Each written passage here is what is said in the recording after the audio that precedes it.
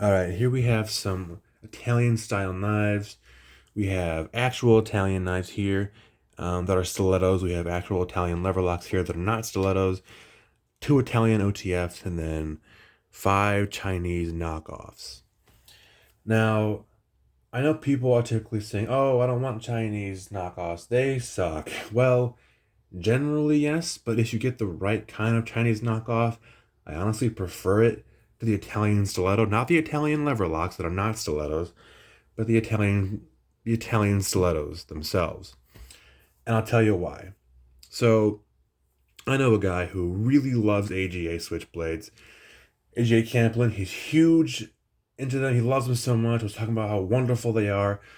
Bought my first one. This is the Maltese or Maltese, however the fuck you say it. It's a cool looking knife because it looks like a Templar cross kind of, which is really cool. As I can see, it was made in Italy and whatnot. But the blade sucks. It's really dull, practically impossible to sharpen. I don't know if you can tell that I kind of fucked up the blade trying to sharpen it, but it sucks. And if it's, I don't know, maybe some people say that they're only made to be collector's items, which I understand, but that really blows. I don't want to use a switchblade and just have it in my house for no reason. I want to be able to carry it. And sometimes I do buy them for that reason, but usually I want to be able to carry it. And I live in Michigan, so stilettos that are not double edged are kind of gray area. So that's a bit complicated. But anyway, if I have a stiletto, I'd like to be able to at least carry it every once in a while. Here we have an 11-inch Frank B.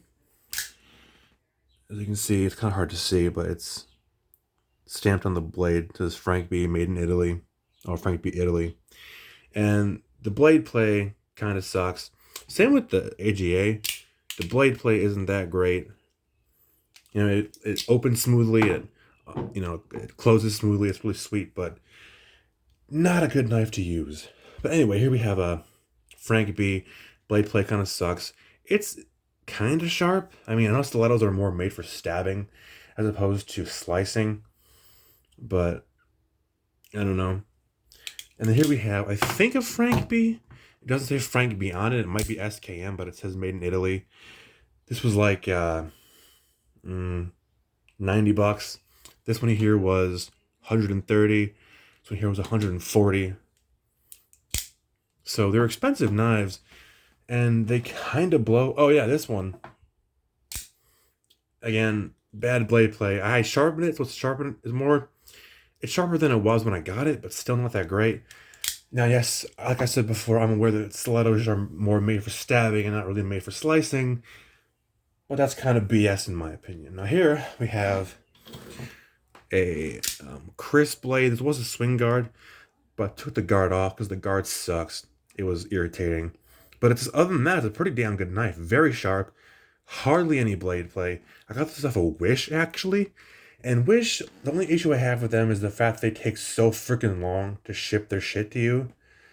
Like it's super irritating. But this one's got a really nice point. It's very very sharp. It's a pretty sturdy knife. It works pretty well. Um, no real issues with it other than the guard, but I took off already.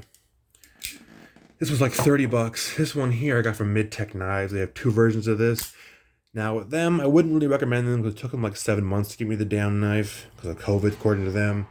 And they sent me the wrong one too. I ordered the one with the black wood, the ebony wood, I think. And they sent me the wrong one, but I got so tired of waiting, I just said, fuck yeah, I'm just keep the one they sent me. The guard isn't bad, very little blade play, super sharp, damn good knife. And here we have a Chinese knife. I'm not sure who made it, other than the Chinese, but it was like 20 bucks. Got it off of Amazon like a year ago. No blade play, very, very sharp. I think this is the same company as this knife. Damn good knife, no blade play, very, very sharp. 20 bucks, I think. Got it from directknifesales.com. Here we have another Chinese knockoff, lever lock. No blade play, very, very sharp. It's like 8 inches, I think. These are all 9. This one's 10. I got this from Grindworks, and the Grindworks, the issue with Grindworks and Blade HQ is they're so popular. Their knives sell out really fast. Like once I get a knife in stock, it's gone within like a day. So I got lucky that I found this one on there and was able to buy it. And it was like 20 bucks, you know, not bad. 20, maybe a little more. And then here we have the not Chinese, the Italian OTFs. This is AKC, because they're made in Italy, if you can see it or not. This is a Tonto blade.